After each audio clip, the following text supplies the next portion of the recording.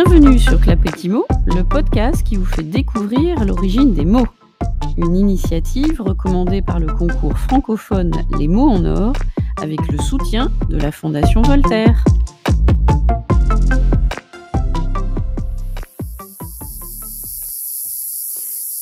C'est vrai que lorsque l'on entend ces sons, on peut comprendre que l'on rechigne un peu à se mettre ou à se remettre au travail.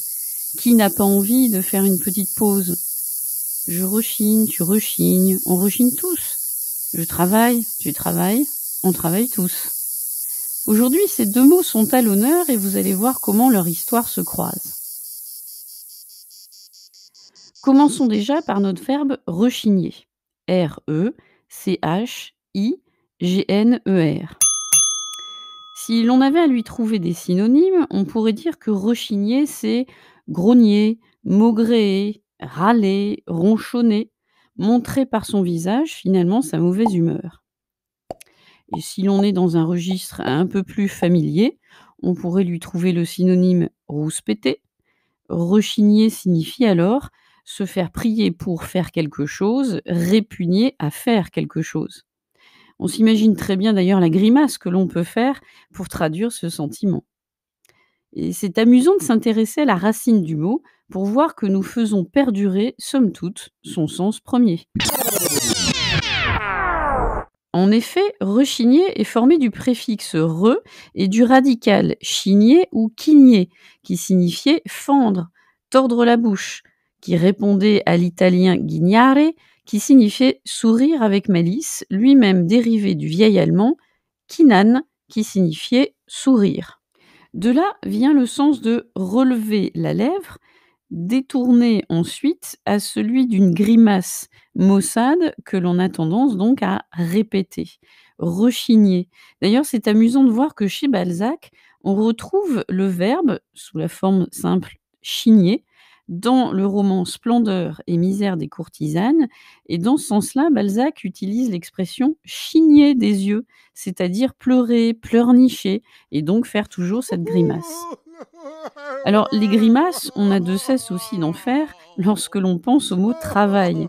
On rechigne à s'y mettre justement, d'autant plus que la légende raconte que le mot travail viendrait d'un mot latin, tripalium, hérité de tripaliare, signifiant contraindre, et qui désignait un objet de torture qu'utilisaient les Romains.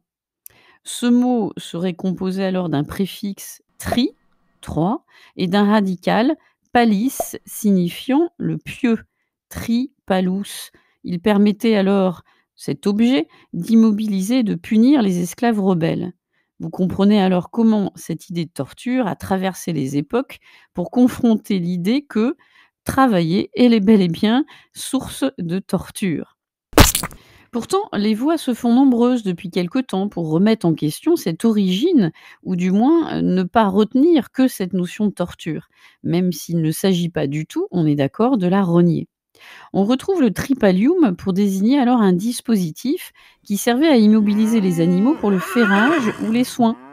Et si l'on va voir du côté du travail agricole, celui de la terre, on retrouve alors le mot sous la forme et l'usage des tripales, ces fameux tuteurs pour la vigne, 2 pieux verticaux et une barre horizontale pour tenir le tout, tripalium.